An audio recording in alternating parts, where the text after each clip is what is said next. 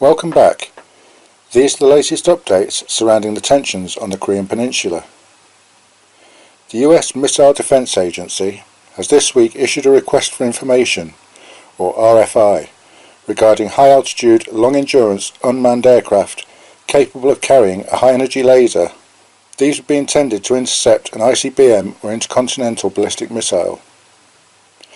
They would most likely be drones operated from the Pacific Missile Range Facility in Hawaii and Edwards Air Force Base in California, with the ability and flight endurance to reach altitudes of over 63,000 feet and operate for at least 36 hours over its intended area, not including the flight to and from the target.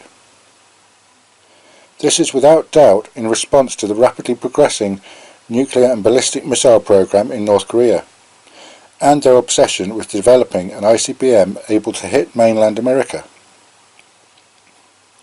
At present, the US have small lasers able to shoot down drones and destroy speedboats, which have been deployed aboard the USS Ponce, an Austin-class amphibious transport dock used as a floating staging base for operations.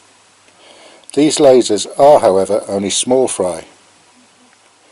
The directed energy high-power lasers needed to knock out an ICBM would need to be a lot more powerful, and although that type of laser exists, it is just too big and heavy.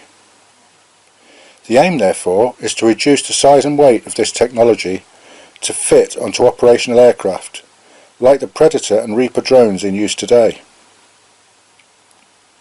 Unfortunately, this is easier said than done, and with North Korea racing to complete a working ICBM, it is questionable whether a suitable laser defense weapon will be developed in time to meet this threat.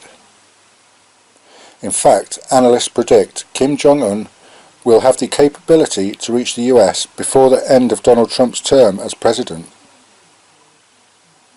Meanwhile, South Korea has announced it will begin mass producing its new HTK, or hit-to-kill, missile interceptor defense system in response to North Korea's growing threats. A medium-range surface-to-air missile, it is designed to engage ballistic missiles at around 20 kilometers altitude. For higher altitudes, they would however still have to rely on the US THAAD, or Terminal High Altitude Area Defense System, that is currently being deployed. Although this is now questionable, as the new South Korean president is said to be reconsidering the THAAD system, and the Chinese have objected to it, saying its technology could be used to spy on its facilities. China and the US are due to meet to discuss security issues later this week, and North Korea will, without doubt, be top of the agenda. It is, however, unlikely that China will actively back the US sanctions completely, or that they are even able to influence the hermit state and its chubby dictator. In fact, China may see the continued survival of the North's regime as its best option, both economically and strategically. Historically, North Korea has shown a complete disregard for the opinions or threats of other nations, and doesn't seem likely to change any time soon.